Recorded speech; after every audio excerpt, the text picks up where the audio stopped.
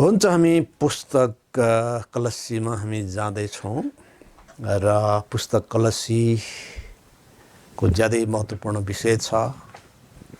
यस पुस्तकको विषय छ ख्रिस्टको काम र महिमा। ख्रिस्टले के कार्य गर्नुभयो र उहाँ कसरी महिमित हुनुभयो। र यस पुस्तकको लेखक पावल हुन् र फिलेमोनको पत्र पनि यस सँगसँगै लेखिएको मानिन्छ। र यस पुस्तक वा पत्र चाहिँ नै कैदी पत्रहरूमा एक मानिन्छ। एफिसीको पत्र, कलस्सीको पत्र, फिलेमोनको पत्र, यी पत्रलाई कैदी पत्र भनिन्छ, प्रिजन एपिसल्स। कारण यी पत्रहरू कलस्सीबाट कैदबाट लेखिएका थिए। र एफिसीको पत्र र कलस्सीको पत्रलाई जुम्ला पत्रहरू पनि भनिन्छ। एफिसी र कलस्सीलाई जुम्ला पत्र भनिन्छ, ट्विन्स एपिसल्स। अब हामीले एफिसी अध्ययन गरिसकेपछि अब जुम्लालाई छोड्ने कुरा त आएन, त कलस्सीलाई पनि अघि बढाउनु पर्यो। र एफिसीको पत्रले ख्रिस्टको शरीर अर्थात् मण्डली सम्बन्धी महत्त्वपूर्ण सत्यताहरूको प्रकाश पार्दछ भने कलस्सीको पत्रले मण्डलीको शिर अथवा ख्रिस्ट सम्बन्धी महत्त्वपूर्ण सत्यताहरूको प्रकाश पार्दछ। र यस पुस्तक जो कलस्सीहरूलाई लेखिएको हो, यो पुस्तक प्राप्त गर्ने प्रापक मण्डली कलस्सी चाहिँ फ्रिगियाको एक सहर हो जो आज चाहिँ टर्की अन्तर्गत पर्छ। र यो चाहिँ लाइकस नदी, मेनर नदीको शाखा नदी लाइकसको चाहिँ छेउमा वा किनारमा यो अवस्थित छ। र लाइकस उपत्यकाको महत्त्वपूर्ण सहर कलस्सी हो जो चाहिँ ईसा पूर्व 5औं शताब्दीताका महत्त्वपूर्ण व्यापारिक नगर थियो। तर पावलको समयमा यस क्षेत्रको व्यापारिक मुख्य मार्ग लाउडिसिया भएर गएपछि भने कलस्सी सुक्न पुगेको थियो। है त, व्यापारिक नगरहरू प्रायः त्यस्तै हुन्छ, घरि वात्त चाहिँ नै अघि बढ्छ, घरि सुक्न पुग्छ।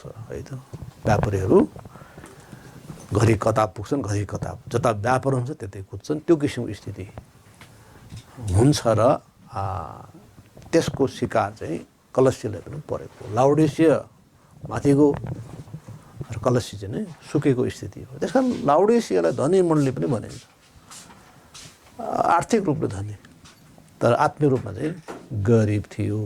त्यो पनि राम्रो भएन। र यस सहर कलस्सीमा ठुलो सङ्ख्यामा यहुदीहरूको बसोबास रहेको थियो। याद गर्नुहोस्, यहुदीहरू बिजनेस मानिसहरू थिए धेरै पटक, धेरै अवस्थामा। र उनीहरू जहाँ जहाँ बढी बिजनेस हुन्थ्यो त्यहाँ त्यहाँ उनीहरू बसोबास गरेको पाइन्छ। जस्तै कोरिन्थीमा भयो, एफिससमा भयो, कलस्सीमा भयो। र अब यो सहर चाहिँ नै अरू सहर जस्तै मिस्टिसिजम अथवा मूर्ति पूजाहरूका तान्त्रिकवादले प्रभावित सहर थियो। जस्तै कि एफिससको सवालमा पनि हामीले त्यो हेरेका छौँ। एफिसस पनि डायनाको विश्व प्रख्यात मन्दिर भएको, त्यसको प्रभुत्व रहेको प्रभाव क्षेत्र चाहिँ नै यो चाहिँ नै थियो एफिसी। त्यस्तै गरी कलस्सी पनि तान्त्रिकवाद, मिस्टिसिजमले प्रभावित चाहिँ सहर थियो। त्यति मात्र होइन, यहाँ यहुदीहरूको पनि बसोबास भएको हुनाले यहुदी व्यवस्थावाद, लेगालिजमको प्रभाव यहाँ परेको थियो। र कलस्सीकाहरूलाई ग्रिक फिलोसफीको पनि उस्तै प्रभाव थियो। ग्रिक फिलोसफी चाहिँ नै के त भन्दाखेरि शरीर चाहिँ नै पापले भरिएको हुन्छ। यसर्थ शरीरमा आउने जो कोही होस् ऊ ईश्वर हुन सक्दैन। र क्रिस्चियनहरूले यीशु चाहिँ शरीरमै आउनुभयो भन्ने प्रचार गर्दा उनीहरू भन्छन् कि त्यसो भए यीशु परमेश्वर हुन सक्दैन। र या त यीशु चाहिँ नै परमेश्वर हो र हाम्रो जस्तो शरीरमा आउनु भएन, या त चाहिँ नै यीशु ख्रिस्ट शरीरमै आउनुभएको हो र परमेश्वर हुन सक्दैन। यो किसिमको प्रभावले अथवा डक्ट्रिनले कलस्सी पनि प्रताडित थियो।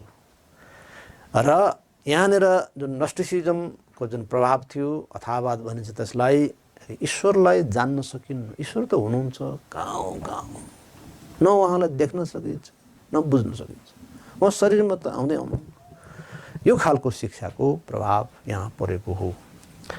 र हामी पुस्तक कलसीको 1 अध्याय 1 पदमा हामी पाउँछौँ, 1 र 2 पदमा परमेश्वरको इच्छाद्वारा ख्रिस्टका प्रेरित पावल र हाम्रा भाइ तिमोथीबाट कलसीमा भएका पवित्र जनहरू र ख्रिस्टमा विश्वासयोग्य भाइहरूलाई परमेश्वर हाम्रा पिता र प्रभु यीशु ख्रिस्टबाट तिमीहरूलाई अनुग्रह र शान्ति। त पावलको प्रत्येक पत्रहरूमा यो किसिमको सलाम छ, अनुग्रह र शान्ति। सबभन्दा पहिला त पावलले आफ्नो परिचय यसरी व्यक्त गरेका छन् कि परमेश्वर इच्छाद्वारा यीशु ख्रिस्टका प्रेरित पावलबाट। उनी जबरजस्त आफ्नो इच्छाले प्रेरित बनेको होइन, तर परमेश्वरको इच्छाद्वारा, ख्रिस्ट येशूको इच्छाद्वारा है। र उनले चाहिँ ठाउँ ठाउँमा त्यो भनेका छन्, हेर्नुहोस्, परमेश्वर इच्छाद्वारा। कलसी पहिलो कुरिन्थ 1:1 मा पनि त्यो उल्लेख भएको छ। यसो त उनी मानिसद्वारा वा मानिसबाट प्रेरित भएका होइनन्, तर परमेश्वर इच्छाबाट। धेरै मानिसहरूले आफूलाई प्रेरित घोषणा गर्छन्, स्वघोषित प्रेरितहरू, र तिनलाई हामी प्रेरित रूपमा मान्दैनौँ। किन प्रेरित चाहिँ नै यीशु ख्रिस्टबाट तालिम दिइएका, पठाइएकालाई मात्रै प्रेरित भनिन्छ, अपोस्टल्स भनिन्छ। र अपोस्टल्सहरूको विशेष खालका चिन्हहरू थिए, जुन चाहिँ दोस्रो कोरिन्थी 12:12ले भन्छ।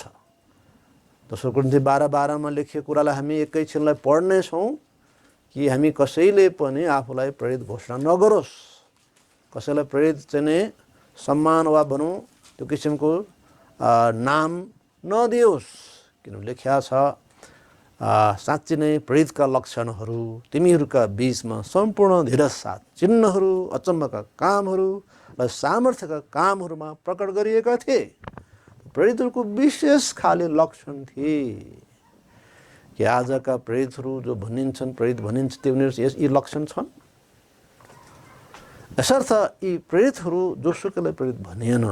त प्रेरित चाहिँ मूलभूत रूपमा 12 प्रेरितहरूलाई यीशु ख्रिस्टले बोलाउनु भएको, 3.5 वर्षमा तालिम दिनुभएको, जसको कि चाहिँ नै यीशु ख्रिस्टको बप्तिस्मदेखि ख्रिस्ट यीशुको बढी उठाइसम्मको गवाही थियो, आँखाको गवाही थियो। उनीहरूलाई नै प्रेरित भनियो, जो कोहीलाई प्रेरित भनिएन। र पावल परमेश्वरले विशेष रूपमा छान्नु भएको प्रेरित, अन्य जातिहरूको प्रेरित भने उसले होइन, अन्य जातिको निम्ति उनी छानिएको हो। यसर्थ हामी देख्छौँ कि परमेश्वर इच्छाद्वारा पावल यीशु ख्रिस्टको प्रेरित बनेको हो। प्रभुले त्यस उद्देश्यले बोलाउनु भएको हो। परमेश्वरबाट प्राप्त वरदान मध्ये एक हो प्रेरितको वरदान। र परमेश्वरले दिनुभएको वरदान मुताबिक जीवन उत्तम छ। वरदान छैन तर मलाई त्यो वरदान चाहियो भन्नु वा छ भनेर भन्नु यो गलत हुन्छ। हामी विनम्र दासहरू बनौँ, हामी ढुकुर जस्ता सोझा प्रभुको जनहरू हामी बनौँ। र रोमबाट यो पत्र लेखिएको अवस्थामा लेखिरहँदा तिमोथी पनि साथमै थिए। यसैले तिमोथी तर्फबाट पनि कलसी विश्वासलाई जय मसीह। र साथै तिमोथीको पहिलो यात्रामा पावल फ्रिगिया जाँदा तिमोथी पनि सँगै थियो र कलसी फ्रिगिया क्षेत्रमै पर्थ्यो। यसर्थ कलसीकाहरूसँग तिमोथीको राम्रो परिचय र सौहार्द सम्बन्ध हुन सक्ने देखिन्छ। यसैले तिमोथीले चिनेको हुनुपर्छ। र कलसीका विश्वासीहरूमा इपाफ्रास, फिलेमोन, अर्खिप्पस, अफिया जस्ता नामहरू उल्लेख भएका छन्। फिलेमोन 2 मा तपाईँ हेर्नुभयो भने त्यो देख्नुहुन्छ। र यस पुस्तकमा विशेष गरेर इपाफ्रासको नाम उल्लेख छ। इपाफ्रास चाहिँ यस मण्डलीको विशेष चाहिँ दूत थिए पावलसँग सेवा गर्नका लागि। र उनी चाहिँ इपाफ्रास चाहिँ जो हो उनी चाहिँ नै कलसी मण्डलीको एक सदस्य थिए। र यसरी 2 पदमा पवित्र जनहरू भने सम्बोधन गरेका छ, जसको अर्थ हुन्छ अलग गरिएको विश्वासीहरू, परमेश्वर निम्ति अलग गरिएको हो। विशेष उद्देश्यमा हामी अलग गरिएका छौँ। हामी संसारभन्दा फरक छौँ।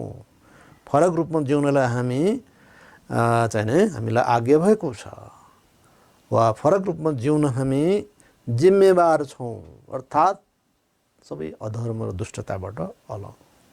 छरछिमेकसँगै हिँड्दै नहिँड्ने, बोल्दै नबोल्ने भनेको होइन, र आवश्यक सहायताको आदान प्रदान नगर्ने भनेको होइन। तर अरू मानिसहरू अधर्म गर्छन् भने हामी त्यो गर्न मिल्दैन। परमेश्वरले हामीलाई पवित्र जनहरू भन्नुभएको छ। ती परमेश्वरसँग एकै मन भई हिँड्न अलग गरिएकाहरू थिए र साथै ती भाइहरूलाई विश्वासयोग्य भाइहरू भनेको छ हैन। विश्वासयोग्य, आपसमा भरोसायोग्य हुनु परमेश्वर इच्छा हो। एउटाले अर्कोलाई भरोसा गर्न सकिने, अर्कोले अर्कोलाई भरोसा गर्न सकिने, त्यो कस्तो किसिमको चाहिँ समूह हो त। यसर्थ तिनीहरू विश्वासहरूसँग एकै मन भई हिँड्न चुनिएकाहरू थिए। हामी विश्वासी जनहरू तै ठुलो कि मै ठुलो होइन कि नम्रतामा मिलेर जिउन सिक्नुपर्छ। परमेश्वर वचन अध्ययन गर्नुहोस् राम्रोसँग, किनकि लेखिएको छ तिमीहरूले आपसमा प्रेम गर्यौ भने यसैमा मानिसहरूले तिमीहरू मेरा चेला हो भने जान्ने छन्। ख्रिस्टको पहिचान त्यसैमा छ कि हामी विश्वासीहरूसँग मिलेर जिउँछौँ, कि हामी विश्वासीहरूलाई सद्भाव राख्छौँ, कि हामी खुट्टा तानातान गर्छौँ है त, कि टोकाटोक गर्छौँ। यसर्थ एक क्रिस्चियन परमेश्वर मानिस दुवै पक्षसँग एकै मनको भई हिँड्नु वा सङ्गतिमा जिउनु परमेश्वरको इच्छा हो। यस कारणले यो भनेको पवित्र जनहरू, ख्रिस्टमा विश्वासयोग्यहरू र सबैलाई प्रभु यीशु ख्रिस्टबाट तिमीहरूलाई अनुग्रह र शान्ति हामीलाई दिनु, अनुग्रह चाहिन्छ, दिनु शान्ति आवश्यक छ। यो सुन्दर अभिवादनको सुन्दर भाग र हामी 3 पदमा हामी पाउँछौँ। तिमीहरूका निम्ति सधैँ प्रार्थना गर्दै हामी हाम्रा प्रभु यीशु ख्रिस्टका परमेश्वर र पितालाई धन्यवाद चढाउँछौँ। कति राम्रो कुरा। कलस्यकाहरूका निम्ति धन्यवाद चढाइएको छ। कलस्यकाहरूलाई किन धन्यवाद दिने हो? र मूलभूत रूपमा उनीहरूको विश्वास, आशा र प्रेमका निम्ति यी तीनै कुरा यिनीहरूमा थिए। पहिलो कोरिन्थी 13:13ले भन्छ विश्वास, आशा, प्रेम रहन्छन्, यिनमा सर्वोत्तम चाहिँ प्रेम हो। प्रेम छैन भने विश्वास र आशाको पनि अर्थ रहेन है। यति ठुलो विश्वास छ कि हामी चाहिँ नै अचम्मका कामहरू गर्छौँ। यति ठुलो आशा छौँ कि हामी भक्तिमय जीवन जिउँछौँ, तर प्रेम त छैन। टोकाटोक गर्छन्, एकले अर्कोलाई निल्न खोज्छन् हैन। म बढी आत्मिक छु, त चाहिँ कमजोर छस्, त सांसारिक होस् भने हामी न्याय गर्छौँ, विचार गर्छौँ, विभेद राख्छौँ हैन। छुवाछुत त गर्दैनौँ तर विभेद त गर्छौँ हैन। छुवाछुत जस्तै चाहिँ किसिमको चाहिँ व्यवहार पनि हो त्यो हैन। यो किसिमको चाहिँ नै तरिका परमेश्वरबाट थिएन। र कलस्यकाहरूमा विश्वास, आशा, प्रेम थियो। अब हेर्नुहोस् 4 र 5 पदमा, किनकि ख्रिस्ट येशूमा भएको तिमीहरूको विश्वास, आमेन, विश्वास र सबै पवित्र जनहरूप्रति भएको तिमीहरूको प्रेम, आमेन, प्रेम विषयमा हामीले सुन्यौँ। र यस आशाका निम्ति तेस्रो कुरा छ आशा, जो तिमीहरूका लागि स्वर्गमा राखिएको छ, जसको विषयमा तिमीहरूले अघि नै सुसमाचारको सत्यताको वचनमा सुन्यौ। विश्वास, आशा, प्रेम, अथवा विश्वास, प्रेम, आशा, यो 3वटा कुराहरू, पक्षहरू यहाँ विश्वासीमा रहेको उल्लेख छ। यस कारणले परमेश्वरलाई धन्यवाद चढाइएको हो। यी 3 पक्षहरू क्रिस्चियन जीवनका आधारहरू हुन्, जुन चाहिँ नै पहिलो कोरिन्थी 13:13मा पनि उल्लेख भएको छ। र तुखिकस मार्फत यस पत्रसँगै पठाइएका एफिसीको पत्रमा पनि उनीहरूको विश्वास र प्रेमको निम्ति धन्यवाद चढाइएको थियो, जुन कुरा हामीले एफिसीको 15:16मा पनि हेरेका थियौँ। र यसो भएको हुनाले हामी पाउँछौँ 4 पदमा ख्रिस्ट येशूमा भएको विश्वास भनेको छ। ख्रिस्ट येशूमा विश्वास। कहाँ विश्वास? विश्वास कहाँ? केमा? ख्रिस्ट येशूमा। त ख्रिस्टियनहरूको विश्वास केन्द्र चाहिँ ख्रिस्ट येशू नै हो, व्यक्ति हो। हाम्रो विश्वासको आधार बिन्दु कहाँ हो? कुनै तीर्थस्थल होइन, कुनै ठाउँ होइन, यरुसलेम अथवा कुनै यस्ता विशेष तीर्थस्थल हाम्रो विश्वासको चाहिँ आधार होइन। विश्वासको केन्द्र चाहिँ व्यक्ति हो, ख्रीष्ट यीशु हो। उहाँ नै बाटो, सत्य र जीवन हुनुहुन्छ। यूहन्ना 14:6 मा लेखेको छ। र पवित्र जनहरूप्रति भएको है उनीहरूको प्रेम एउटा सुन्दर नमुना थियो। ख्रीष्ट यीशुमाथिको विश्वास, पवित्र जनहरूप्रतिको प्रेम है, यसै कलस्यका विश्वासीहरू आफूहरू बीच उपस्थित वा अनुपस्थित सबै ख्रिस्टीय जनहरूलाई ख्रिस्टीय प्रेम गर्थे, ईश्वरीय प्रेम गर्थे। मेरो अन्तिम दिनहरूमा हामी छौँ। अन्तिम दिनहरूको एउटा चिन्ह के हो त? हाम्रो प्रेम सेलाउने छ। एफिसी मण्डलीको प्रेम सेलाउँदै थियो। पहिलो प्रेम छोडेको थियो प्रभुप्रति, विश्वासप्रति। कि हाम्रो प्रेम पनि त्यस्तै हो, घट्दैछ? कि हामी बढी चाहिँ नेगेटिभ भएर गइरहेका छौँ, नकारात्मक भएर गइरहेछौँ, खिसी ट्युरी गर्ने हैन, घमण्डी गर्ने, अनेक चाहिँ शारीरिक गतिविधिमा हामी अब अघि बढिरहेका छौँ। यो राम्रो होइन। प्रभु हामी सचेत हौँ। प्रभुको जनप्रतिको प्रेममा हामी प्रगाढ हौँ, हामी सचेत हौँ। कमी कमजोरी होला, सुधारौँ। तपाईको काम, महत्त्वपूर्ण काम, जिम्मेवारी, सेवकाई हो त्यो। तपाईले थाहा गरेका भाइ बहिनीको जीवनको कमी कमजोरी सुधार्नुहोस्। परमेश्वर वचनद्वारा सिकाउनुहोस्, उठाउनुहोस्, प्रेम गर्नुहोस्, साँचो प्रेम, ईश्वरीय प्रेम। र यसर्थ पवित्र जनहरूप्रतिको प्रेमको लागि धन्यवाद। ख्रीष्ट यीशुप्रतिको विश्वासको लागि धन्यवाद। पावलले धन्यवाद दिएका छन्। धन्यवाद ख्रीष्टीय जीवनको एउटा महत्त्वपूर्ण पक्ष हो। धन्यवादी हुनु ख्रीष्टीय जीवनको एउटा राम्रो पक्ष हो है। हजार धन्यवादको विषयहरू छन्। दुई चारवटा अधन्यवादी विषय गनगन गर्नु उचित होइन। दुई चारवटा चुनौती र नकारात्मक वा घटिकमी अथवा अभावको पक्षमा हामी चिन्ता गर्नु राम्रो होइन। हजार धन्यवादको विषयहरू छन्। धन्यवादको विषय थुप्रै छन्, थुप्रै हाम्रो जीवनमा। र 5 पदले भनेको छ यस आशाका निम्ति भनेको छ है। प्रभुले हामीलाई आशामा बोलाउनु भयो। जो तिमीहरूको लागि स्वर्गमा राखिएको छ। हाम्रो आशा स्वर्गमा स्थिर छ, स्थापित छ। कुनै मानिसको लागि हामीले आशा गरेका होइन, कुनै मानिसमा गरिएको आशा होइन। जसको विषयमा तिमीले अघि नै सुसमाचार सत्यताको वचनमा सुन, सुसमाचारद्वारा त्यो उद्घोष भएको छ। तिम्रो आशा स्वर्गमा स्थापित छ।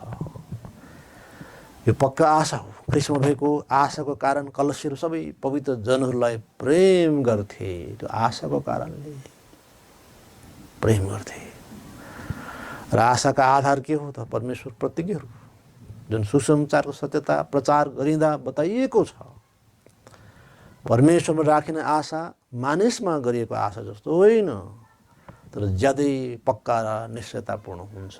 मानिसमा गरिने आशा भन्छ मित्रले, म तँलाई भोलि चाहिँ 1000 रुपियाँ दिन्छु है, म त्यसै दिन्छु भन्छ। आशा गऱ्यो साथीले दिएन, मसँग पैसै सक्यो आज भन्छ।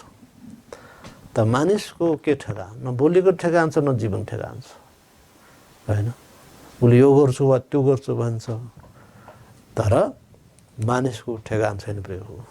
तैपनि हामी एकअर्कामा पनि ख्रीष्टीय प्रेममा आशा गर्छौँ, सद्भाव गर्छौँ, भरोसा गर्छौँ। तैपनि परमेश्वरमा जुन आशा हामी राख्दछौँ त्यो जस्तै होइन मानिसमा। किन मानिसको आफ्नै ठेगान छैन त। तर परमेश्वर जो सदा रहनुहुन्छ, जो आफ्नो प्रतिज्ञामा स्थिर हुनुहुन्छ, उहाँमा हाम्रा आशाहरू स्थिर छन्, स्वर्गमा स्थापित छन् हाम्रा आशाहरू। यसर्थ परमेश्वरमाथि गरिएको आशा मानिसमा गरिएको आशा जस्तो होइन। परमेश्वरमा गरिएको आशा ज्यादै पक्का र निश्चयतापूर्ण छ। यसर्थ आशा हाम्रो जीवनको महत्त्वपूर्ण पक्ष, अर्थात् हाम्रो लागि धेरै प्रतिज्ञाहरू छन्। त्यो आशा चाहिँ एउटा लङ्गर जस्तै हो है। समुद्री यात्रामा जहाजमा जुन लङ्गर राखेको हुन्छ चाहिँ किनार लाउने क्रममा चाहिँ ती लङ्गरहरू जमिनको कडा भागहरूमा चाहिँ अड्काइएको हुन्छ। त्यो लङ्गर हो। र लङ्गर कुनै बलियो चट्टानमा अड्किएको हुन्छ, कडा भूभागमा जमिनमा अड्किएको हुन्छ। र त्यसले गर्दा सबै आँधी बेरी बीच त्यो खडा हुन्छ, स्थिर रहन्छ। जहाजहरू कहाँ कहाँ पुग्न सक्दैन, पुग्न पाउँदैन। त्यस्तै जस्तो हाम्रो आशा वा विश्वास चाहिँ उहाँमाथि गरिने जुन आशा विश्वास हो त्यो चाहिँ लङ्गर जस्तै छ, किन उहाँ स्थिर हो, सुदृढ हो, स्वर्गमै राखिया छ यो आशा हगि। तसर्थ खतरामा पर्न वा चोरिनबाट जोगिएको छ, सुरक्षित राखिएको छ। दोस्रो तिमोथी 4:8 हामी यतिखेर पढ्नेछौँ। दोस्रो तिमोथी 4:8 अब उपरान्त मेरा लागि धार्मिकताको मुकुट राखिएको छ, जो चाहिँ धार्मिक न्यायकर्ता प्रभुले त्यस दिन मलाई दिनुहुनेछ, र मलाई मात्र होइन तर उहाँको आगमनलाई प्रेम गर्ने सबैलाई पनि दिनुहुनेछ। उपरान्त मेरो लागि धार्मिकता मुकुट राखिएको छ। पावलको यो आशा हो, पाइसकेका छैन, अघि नै पाइसकेका छ, त्यसको लागि कसले आशा गर्छ र? तर पाउन पक्का हो। यसर्थ हाम्रो आशा पक्का हो, सुरक्षित हो। यो नै ईसाई जीवनको सार हो, विश्वास, प्रेम, आशा हगि। त सुसमाचार सत्यता पनि यही हो कि आशा जो ख्रीष्ट यीशुमा स्थिर छ। त आशारहित मानिसहरूले सुसमाचारमा आशा पाएका छन्। आशारहित मानिसहरूले ख्रीष्ट यीशुमा आशा पाउँछन्। त आशा के हो त? यीशु ख्रीष्ट हामी सबैका लागि मर्नुभएको हुनाले र फेरि बौरी उठ्नुभएको हुनाले उहाँमाथि विश्वास गरेर हामी मुक्ति पाउँछौँ र हामी एक दिन स्वर्गमा जानेछौँ, प्रभु कहाँ जानेछौँ, विश्राममा प्रवेश गर्नेछौँ। हामी विनाशबाट बचाइनेछौँ, परमेश्वर क्रोधबाट हामी बचाइनेछौँ, किनभने हामीले ख्रीष्ट यीशु विश्वास गरेका छौँ। र हामी 6 पदमा पाउँछौँ यस्तै गरी कलसिएको 6 पदमा लेखिएको छ, जो तिमीहरू कहाँ आएको छ जसरी सारा संसारमा नै आएको छ, अनि यसले फल फलाइरहेको छ, जसरी तिमीहरूमा पनि यसको विषयमा तिमीले सुनेको र परमेश्वर अनुग्रह सत्यतामा जानेको दिनदेखि फल फलाइरहेका छौ है। के कुरा तिमीहरू कहाँ आएको छ? संसारमा आएको सुसमाचार। सुसमाचार सबै ठाउँमा पुगेको छ र यसले फल फलाइरहेको छ। विश्वभरि नै सुसमाचारको सत्यता चाहिँ नै अचम्मसँग फैलिएर गएको छ। कुनै पनि राष्ट्र वा समूह नहोला जहाँ सुसमाचार पुगेको छैन, विश्वास गरेको छैन। धेर थोर जनसङ्ख्या त्यहाँ छ, ख्रीष्टमा विश्वास गरेर छन्। यो कसरी भयो त? यसमा ठुलो सामर्थ्य छ। यो सबै जातिहरूमा यो फैलिएको छ फेरि हो। यसरी परमेश्वर सुसमाचार कलसियरमा आएको हो, त्यहाँ रहिरहेको पनि छ र सारा संसारमै यो पुगेको पनि छ। किन ख्रीष्टको आज्ञा हो। मत्ती 28:18-20 लेखिएको छ, सबै ठाउँमा जाओ, सुसमाचार सुनाओ, चेला बनाओ, बप्तिस्मा दियो, जे मैले सिकाएँ ती सबै गर्नलाई सिकाओ। यसरी सुसमाचारको निम्ति सिमाना छैन। यो सबै जाति, भाषा, सबै चाहिने पर्खालहरू यो नाङ्दै जान्छ, सबैतिर यो फैलिएको छ। र यसो भएको हुनाले यसले फल फलाइरहेको छ। सुसमाचार सारा संसार प्रचार भएको छ कि यसद्वारा सारा संसारमा धार्मिकता फल पनि फलिरहेको छ है। जसरी रुख बढ्दै जान्छ, फल्दै पनि जान्छ, सुसमाचारले त्यही काम गरिरहेछ। मानिसको जीवन परिवर्तन गरिरहेछ। डढ्या बिहानदेखि जाँड खाने है, गजडी होला, बिहानदेखि गाँजा खाने, र्याल सिँगान सुहाउँदै होइन, काम एउटा केही सिन्को नघाँस्ने, लफङ्गा, कामविहीन, यस्ता किसिमका मानिसहरू सुसमाचार सुनेर विश्वास गरेर परिवर्तन भएका थुप्रै घटनाहरू छन्। कुट्दै हिँड्ने, पिट्दै हिँड्ने है, दादागिरी गर्दै हिँड्नेहरू नम्र भएका छन्। घमण्डीहरू, धनी, पढेका होलान्, एकदमै चाहिँ स्वरमा चाहिँ बडो चाहिँ गजबको चाहिँ क्षमता भएको होलान्, ती ख्रीष्टमा आएका छन्, ती नम्र भएका छन् है। त्यस प्रकारले ठुला मानिसहरू, साना मानिसहरू सुसमाचारद्वारा बदली भएका छन्, ख्रिस्टमा आएका छन्, फल फलाइरहेछ। र 7 पदमा लेखिएको छ, जसरी तिमीहरूले पनि हाम्रा प्रिय सङ्गी दास इपाफ्रासबाट सिक्यौ, जो तिमीहरूका निम्ति ख्रिस्टका विश्वसयोग्य सेवक हुन्।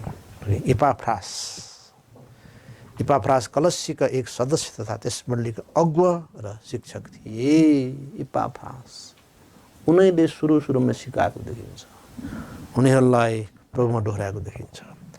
अब इपाफ्रास ख्रिस्टमा पावलका सङ्गी दास हुन्, यहाँ भनेको छ। त फिलिमन 23 मा सङ्गी कैदी भनेको छ पावलले इपाफ्रासलाई।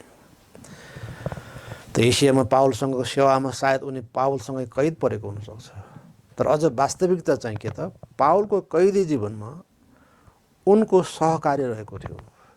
यस अर्थमा पावलको सङ्गी कैदी ऊ हुनुपर्छ। मेरो सङ्गी कैदी भनेको छ, म कैदी हुँ, म कैदीसँगै उनी छन् त, कैदी ऊ पनि कैदी हो त। प्रभुको निम्ति पावलसँगै दुःख भोग्न रोजे।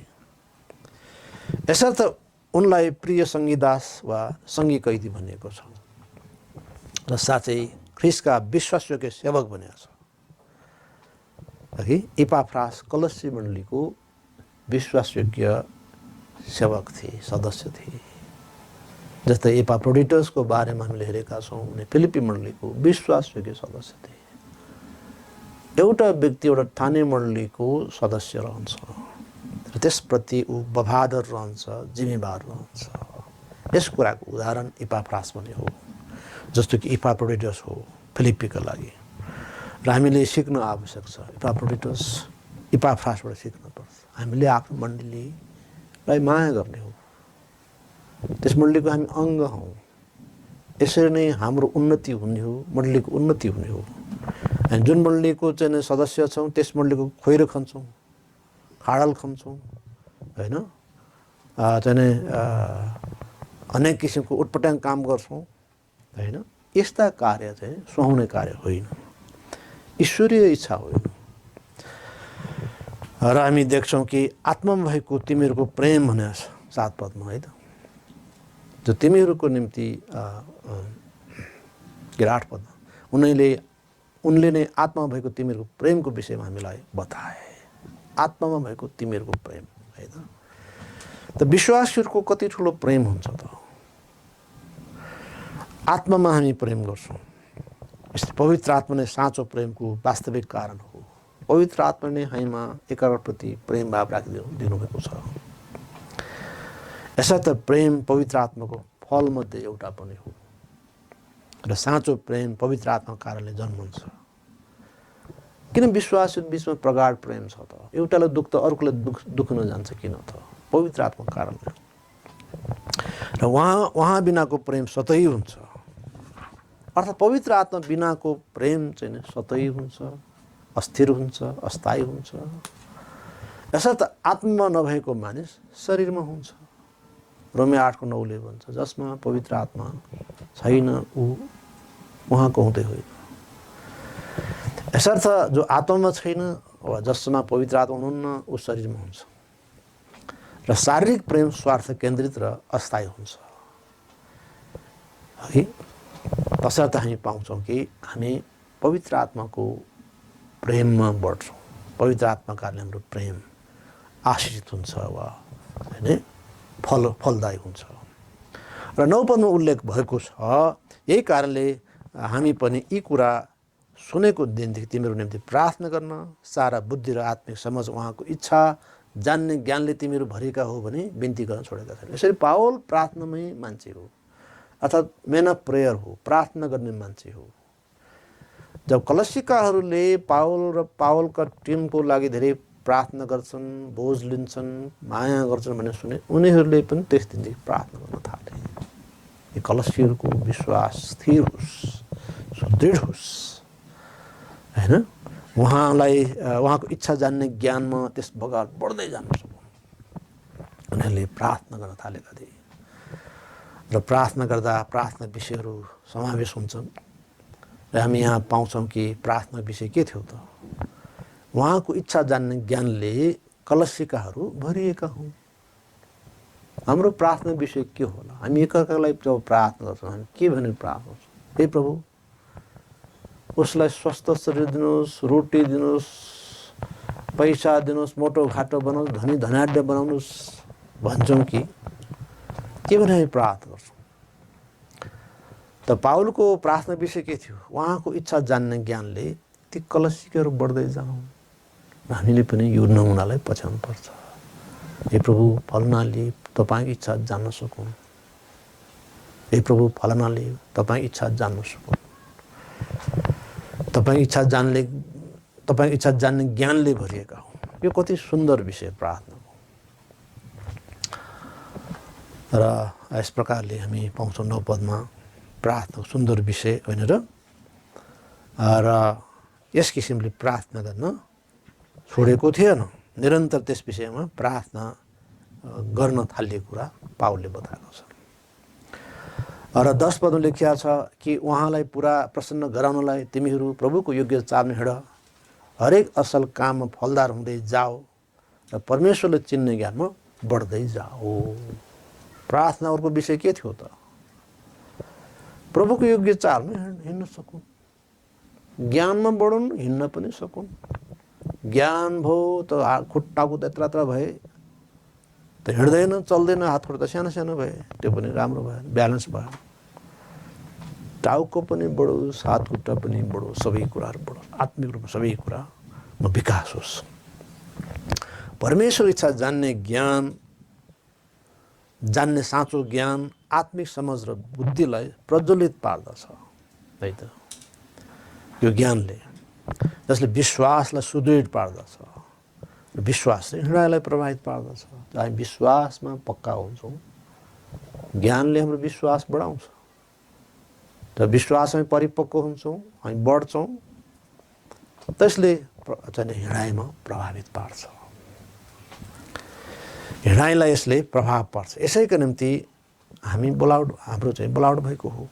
यसो नयाँ जीवनपछि, नयाँ जीवन विश्वासपछि, विश्वास परमेश्वर वचनको सुनाइपछि आउँछ होइन त। परमेश्वर वचनबाट सुनाइ हुन्छ र सुनाइले हाम्रो विश्वास वृद्धि गर्छ, ज्ञान वृद्धि गर्छ।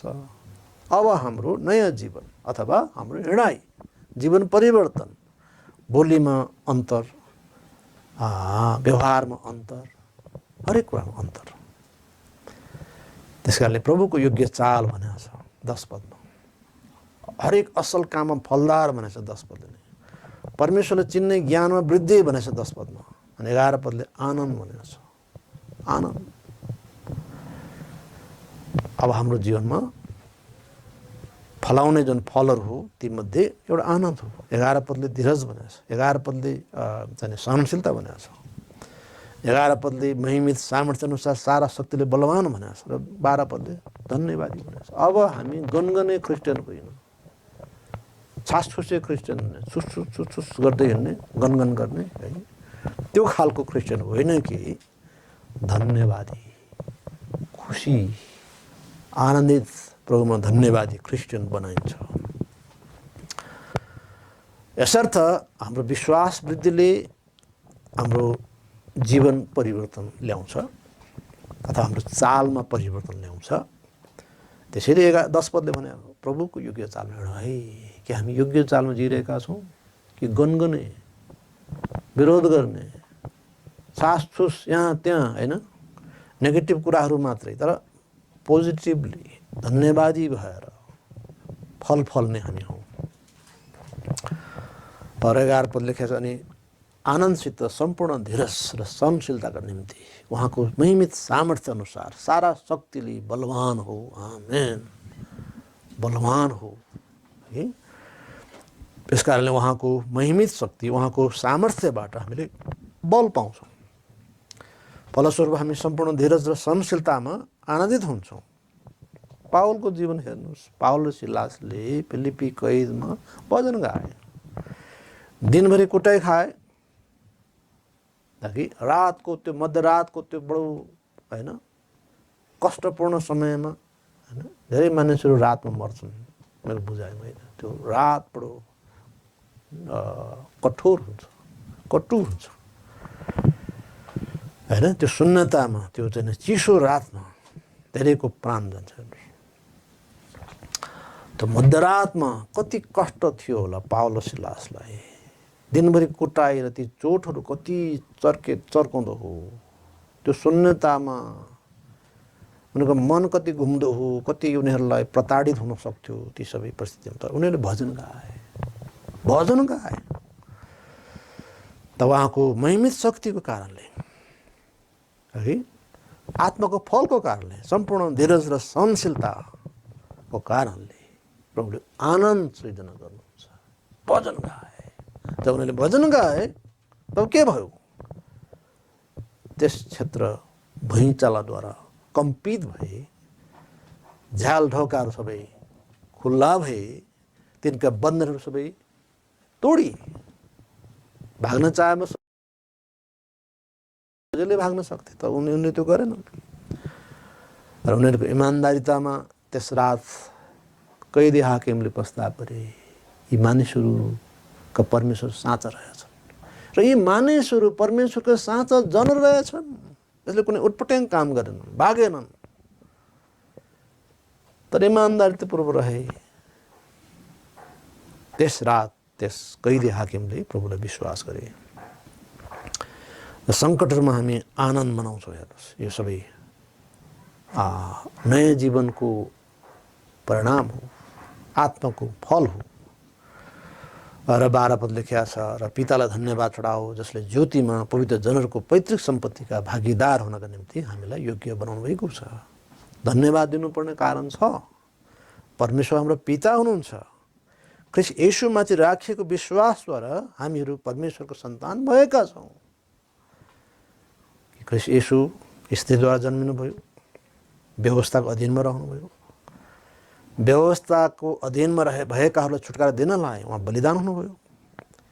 हामीले पाएको आत्माद्वारा परमेश्वरलाई हामी पिता भनी हामी पुकार्छौँ, अब्बा भनी हामी भन्छौँ।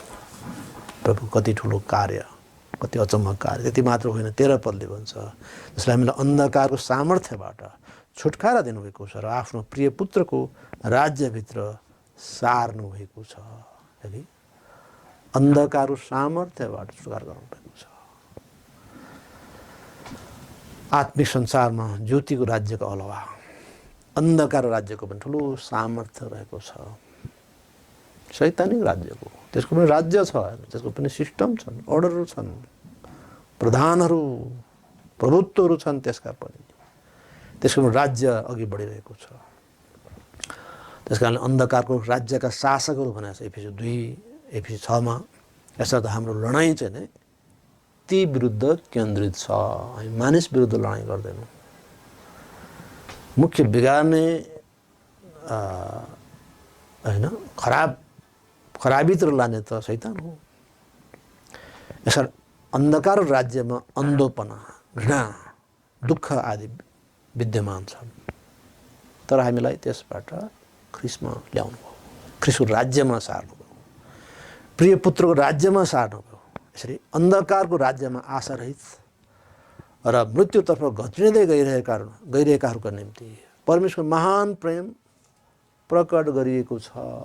ख्रीष्ट येशू, है, उहाँका पुत्र ख्रीष्ट येशूमा हामीलाई यो अवसर दिएको छ।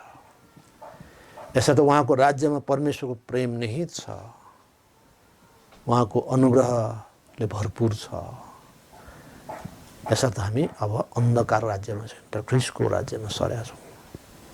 मृत्युबाट जीवनमा सरिसकेका छौँ। अन्धकार राज्यमा मृत्यु छ, तर ख्रीष्टको राज्यमा जीवन छ। कसरी? किनकि 14 पदले भनेको छ, उहाँमा हामीले उहाँको रगतद्वारा छुटकारा अर्थात् पापहरूको क्षमा पाएका छौँ। ख्रीष्ट येशूको रगतद्वारा हाम्रो पाप प्रायश्चित भयो र हामीले पापहरूको क्षमा पाएका छौँ। यसर्थ हामी परमेश्वर राज्यका हकवाला भएका छौँ। यो चाहिँ नै करिब करिब एफिसीलाई लेखिए जस्तै हो। जस्तो एफिसीले लेखेका थियो कि कसरी उनीहरू स्वर्गीय स्थानमा राखिएका छन्, परमेश्वर पुत्रत्व दिएको छ, र कसरी उनीहरूले छुटकारा पाए, पैतृक सम्पत्ति हकदार भए, पवित्र आत्माका भागीदार भए, ठिक त्यस्तै कुरो यहाँ कलसीलाई पनि लेखेको छ, लगभग उस्तै कि उनीहरूले छुटकारा पाएका छन् ख्रीष्ट येशूको रगतद्वारा, होइन, 14 पदले भनेको छ। अनि उहाँ आफ्नो प्रिय पुत्र राज्यमा सारिएको छ, 13 पदले भनेको छ। अन्धकार सामर्थ्यबाट छुटकारा दिएको छ, 13 पदले भनेको छ। पैतृक सम्पत्तिका चाहिँ भागीदार बनाइएको छ, 12 पदले भनेको छ। यी सब कारणले गर्दा हामी धन्यवादी हुनुपर्छ र सबै खाले कष्ट बीच हामी धन्यवादी हुनुपर्छ। कलसी क्रमिक रूपले बिजनेस को रूपमा चाहिँ बिजनेस सेन्टर रूपमा चाहिँ विस्थापित भइसकेका थिए। त्यहाँका व्यापारीहरू सबै लाउडेसतिर सजिसकेका थिए। अब रहल पहल जनतासँग के छ, सहर त गरिबीतर्फ गइरहेका थिए। तर यी सबै बिच पनि खुसी हुनु पर्ने कारण थियो कि अब कलसीकाहरू अन्धकारबाट ज्योतिमा सारिएका छन्, ज्योतिको राज्यमा। यसो भएको हुनाले उनीहरू रमाउनु पर्छ र उनीहरूले प्रभुलाई महिमा दिनुपर्छ। प्रभुको महिमा होस्। हाम्रो जीवनमा पनि प्रभु यो कार्य गर्नुभएको छ। हामी जे जस्तो आर्थिक स्थिति होला, परिस्थिति होला, होइन, तर प्रभुले हामीलाई आफ्नो ज्योतिको राज्यमा सार्नुभएको छ। हामी एक समयमा अन्धकारमा थियौँ, अन्धकार समयमा हामी अन्धकारमा हामी जिरहेका थियौँ। धेरै डरहरूले हामी चाहिँ छोपिएका थियौँ। तर ख्रीष्ट येशूमा हामी सबैबाट हामी उन्मुक्त भयौँ। प्रभु धन्यवाद होस्।